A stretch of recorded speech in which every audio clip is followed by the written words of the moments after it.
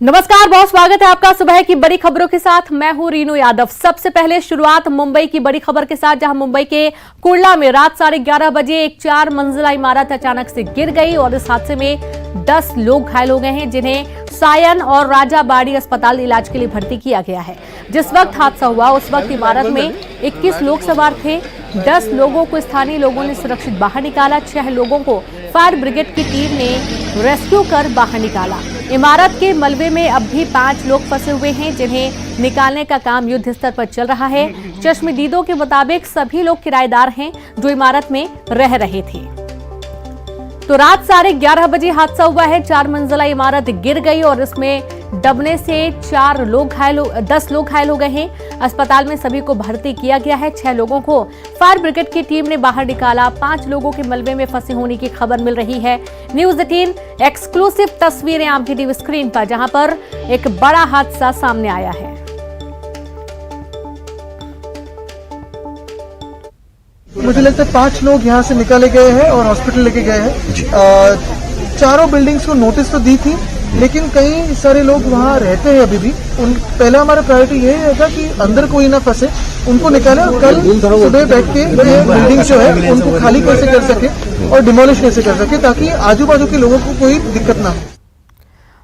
तो सुना आपने, बाकी लोगों को कोई दिक्कत ना हो। बाकी जो जांच है वो भी अभी की जा रही है। रेस्क्यू ऑपरेशन लगातार चल रहा है और यहाँ पर 5 लोगों के मलबे में दबे होने की आशंका जताई जा रही है।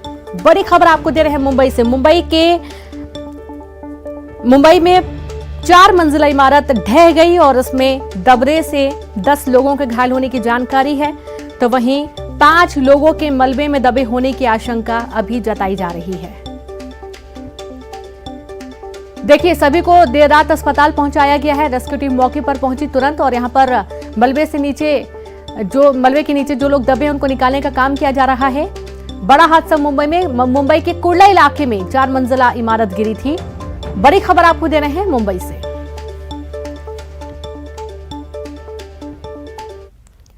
शहर की सरकार के लिए प्रचार चरम पर है। बीजेपी और कांग्रेस दोनों ही दलों ने अपनी पूरी ताकत झोंक दी है। सीएम शिवराज सिंह चौहान बुरहानपुर, खंडवा और इंदौर में रोड शो और चुनावी सभाएं करेंगे। तो वहीं दोपहर 1:30 बजे बुरहानपुर, खंडवा में 4 बजे पहुंचेंगे। इंदौर में शाम 6 बजे प्रबुद्ध जन सम्मेलन संवाद में कार्यक्रम में शिरकत करेंगे। तो वहीं कमलनाथ उज्जैन में आज बाबा महाकाल के दर्शन करेंगे और फिर यहां से चुनाव प्रचार की शुरुआत होगी। वहीं देखा जा रहा है कि असदुद्दीन ओवैसी भी भोपाल में शाम 7 बजे अशोका गार्डन क्षेत्र में प्रचार प्रसार करेंगे। कल वे जबलपुर के दौरे पर रहे हैं।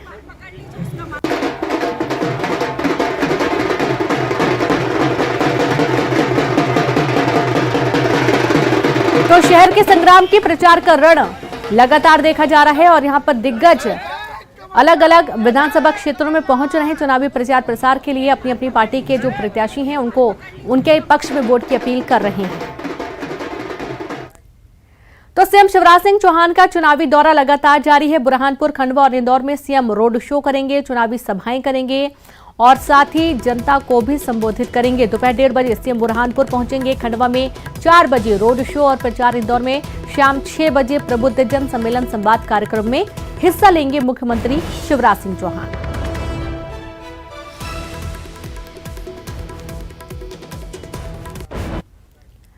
तो वहीं दूसरी तरफ पूर्व सीएम कमलनाथ का उज्जैन दौरा आज होने वाला है। कमलनाथ के उज्जैन दौरे के दौरान महाकाल के दरबार में करेंगे दर्शन। 10:30 बजे चुनावी सभा को संबोधित करेंगे। पीसीसी चीफ कमलनाथ कल सतना के दौरे पर रहे हैं कमलनाथ।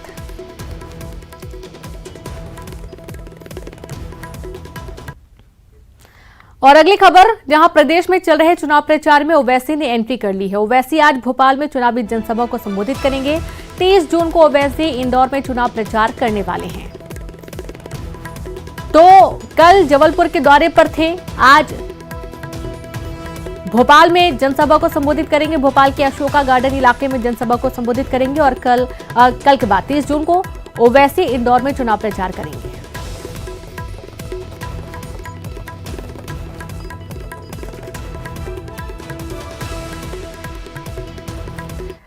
और चलिए सीधे रुक करते हैं, भोपाल से संवाददाता मनोज लाइव जुड़ गए हैं। मनोज, देखा जा रहा है कि अब चुनावी सरगर्मियां तेज हो गई हैं, चुनाव प्रचार बहुत तेजी से किया जा रहा है। एक तरफ सीएम शिवराज सिंह चौहान का दौरा रहने वाला है आज, तो वहीं कमलनाथ आज उज्जैन जाने वाले हैं।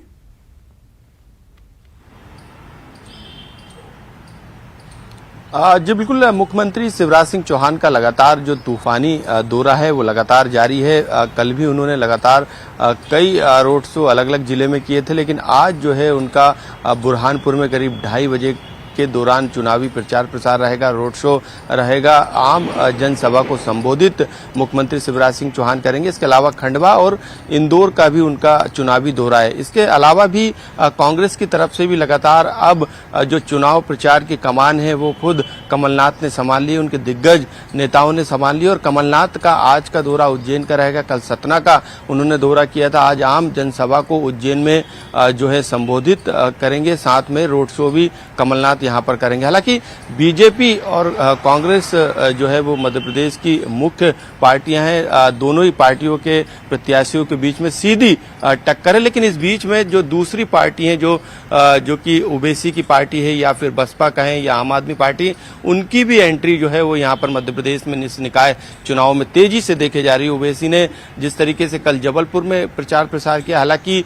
पूरे नगरीय क्षेत्र में उनके कैंडिडेट नहीं उतरे हैं, लेकिन जहां जहां मुस्लिम बहुल क्षेत्र है वहां पर अपने उम्मीदवारों को उतारने का काम किया है। आज शाम को 7 बजे अशोका गार्डन थाना क्षेत्र के जो करीब 7 से 8 जो वार्ड आते हैं वहां पर उनके प्रत्याशी मैदान में है। ऐसे में उनको लेकर आज जो है 7 बजे एक जनसभा को जो है वो संबोधित करेंगे। ओवैसी रोड शो भी इस दौरान करेंगे और अपने कैंडिडेट के पक्ष में वोट भी मांगेंगे। सपा के भी तमाम जो क्षेत्रीय नेता हैं वो भी लगातार प्रचार प्रसार में जुट गए हैं। आम आदमी पार्टी के भी जो क्षेत्रीय नेता है वो भी चुनाव प्रचार में जो है वो लगातार मैदान में है। तो ऐसे में तमाम जो पार्टियां हैं वो अपनी तरफ से कोई भी कोर कसर नहीं छोड़ना चाहती। यही कारण है कि बीजेपी हो कांग्रेस हो, इसके अलावा भी जो दूसरी क्षेत्रीय दल हैं वो भी लगातार प्रचार के इस मैदान में उतर गए हैं और हर कोई जो है वो एड़ी चोटी का जोर यहाँ पर लगाता हुआ नजर आ रहा है। जी बिल्कुल मनोज, आप लगातार बने रहें, बहुत शुक्रिया तमाम जानकारी साझा करने के लिए।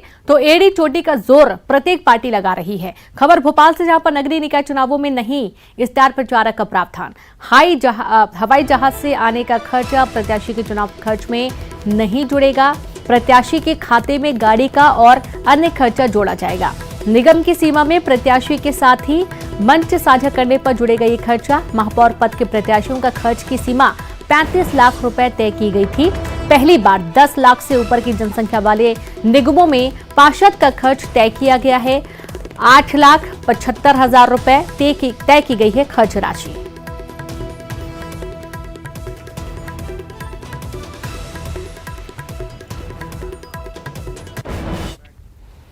खबर भोपाल से है, जहां पर निकाय चुनाव में खलल डालने वाले गुंडे बदमाशों पर शिकंजा।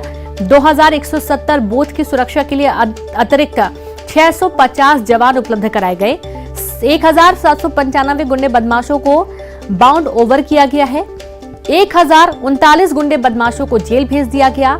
6400 हथियार जमा किए गए हैं, तो वहीं 239 के लाइसेंस रद्द किए गए हैं। 107 आबकारी के मामले दर्ज हुए हैं। 950 लीटर शराब जब्त की गई है।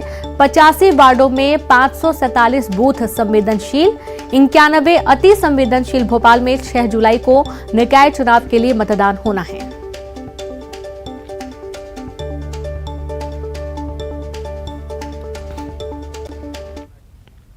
तो शिवराज कैबिनेट की आज अहम बैठक होने वाली है। कई अहम प्रस्तावों पर मुहर लगेगी। मंत्रालय में सुबह 10:30 बजे बैठक होगी। मुख्यमंत्री स्वेच्छानुदान की राशि बढ़कर 200 करोड़ होगी। विधायक निधि भी 1,85 लाख से बढ़कर होगी 2.5 करोड़। भोपाल में नेशनल फॉरेंसिक साइंस यूनिवर्सिटी के लिए जमीन देने का प्रस्ताव। ग्राम बरखेड़ा बोंदर में 15 एकड़ सरकारी जमीन मुफ्त में देने का प्रस्ताव बैठक में आएगा। जमीन का बाजार मूल्य 31 करोड़ 57 लाख रुपए। राज्यपाल की निजी स्थापना में ओएसडी के पद पर नियुक्ति। अरविंद लाभशंकर पुरोहित को संविदा नियुक्ति प्रदान किए जाने के संबंध में प्रस्ताव रखा जा सकता है। गुजरात सरकार में उप सचिव के पद से सेवानिवृत्त हुए हैं अरविंद कुंडू। टास्क फोर्स समिति की अनुशंसा के क्रियान्वयन का मामला, जहां राज्य सांख्यिकी आयोग के गठन का भी प्रस्ताव आज शिवराज कैबिनेट की होने वाली बैठक में लाया जा सकता है।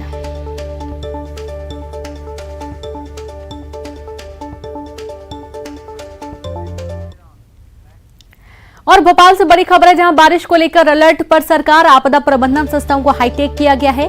गृह मंत्री ने आपदा प्रबंधन की तैयारियों की समीक्षा की है। आप देखिए, DWRS पोर्टल से तत्काल लोगों को मदद मिलेगी। आपदा प्रबंधन के लिए 96 क्विक रिस्पांस टीम गठित की गई है। बाढ़ से बचाव के लिए 160 नई बोट खरीदी गई हैं। बेहतर आपदा प्रबंधन के लिए 276 बोट उपलब्ध हैं। 17 ड्रोन भी बुलवाए गए हैं, ताकि ड्रोन के माध्यम से तमाम जगहों पर नजर रखी जा सके। और सीधे रुक करेंगे भोपाल से संवाददाता मनोज लगातार बने। मनोज, देखा जा रहा है कि बारिश हो रही है और बारिश के चलते कई जगह बाढ़ जैसे हालात होते हैं। इसके लिए तमाम व्यवस्थाएं समीक्षा की गई है गृह मंत्री के द्वारा।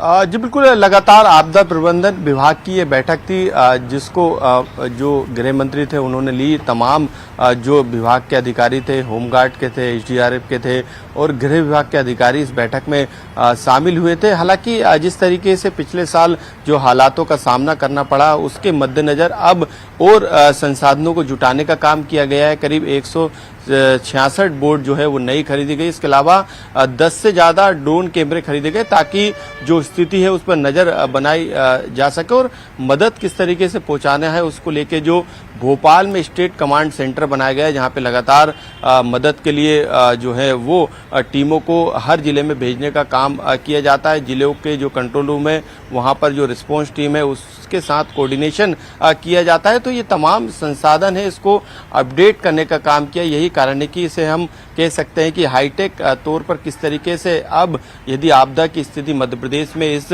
मानसून के दौरान बनती है तो वो किस तरीके से मदद करेगी, उसकी तमाम इंतजाम करने को लेकर ये समीक्षा बैठक थी और तमाम दिशा निर्देश दिए गए। SIT बनाई गई, इसके अलावा जो क्विक रिस्पांस टीम है वो भी बनाई गई। तो ये तमाम तरीकों की टीमों को बनाने का मकसद यही है कि जब भी मानसून या बारिश के दौरान इस तरीके की स्थिति बने तो तत्काल जो लोग इससे प्रभावित होंगे उनको मदद पहुंचाई जा सके। क्योंकि जो सेंट्रल गवर्नमेंट का जो पोर्टल है और जो MP गवर्नमेंट का पोर्टल है और जो भी हेल्पलाइन नंबर है उस पर तत्काल रिस्पांस करने को लेके जो टीमें बनाई गई हैं हर जिले में, उसकी जिम्मेदारी भी तय कर दी गई है। स्टेट कमांड सेंटर में जो अधिकारी हैं बिल्कुल, यानी कि तमाम व्यवस्थाएं की जा रही हैं। बहुत शुक्रिया आपका मनोज तमाम जानकारी के लिए।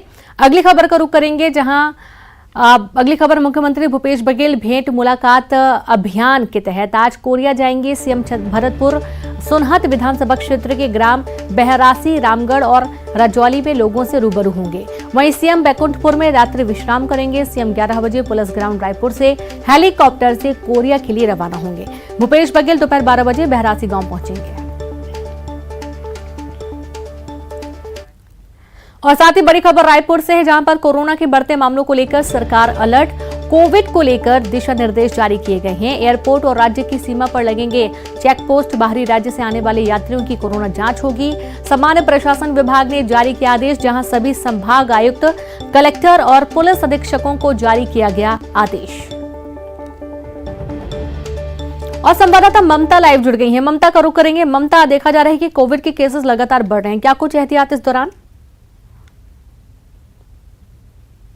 देखिए 757 मामले हो गए हैं और जाहिर तौर पर ये बहुत एक तरह से जिस तरह से मामले बढ़ रहे हैं तो चिंता वाली बात तो है ही, और लोगों को समय पर सतर्क होने की ज़रूरत भी है। दूसरी बात ये है कि इसी तरह के जो मामले बढ़ रहे हैं उसको देखते हुए तमाम एहतियात जो जितने बरतने चाहिए उसको लेकर लगातार आदेश जारी हो रहे हैं। अभी जो नया आदेश जारी हुआ है ये है कि फिर से जो हवाई अड्डे हैं वहाँ पर सतर्कता बरतनी होगी। सभी जो यात्री जो बाहरी राज्यों से आ रहे हैं उनकी या बाहर से यात्रा करके आ रहे हैं उनकी जाँच होगी। इसके साथ ही जो चेक पोस्ट है वहां पर भी जांच करने के लिए कहा गया है। इसके पीछे कारण यह है कि छत्तीसगढ़ में जो कोरोना के मामले अचानक से बढ़े हैं उसका कारण यह है कि जो लोग बाहर गए थे यात्राओं में वो खासतौर पे उनके कारण ही कोविड केसेस बढ़ने की आशंका है। बिल्कुल बिल्कुल ममता, बहुत शुक्रिया जानकारी के लिए। और चलिए अब रुक करेंगे टॉप 20 खबरों का।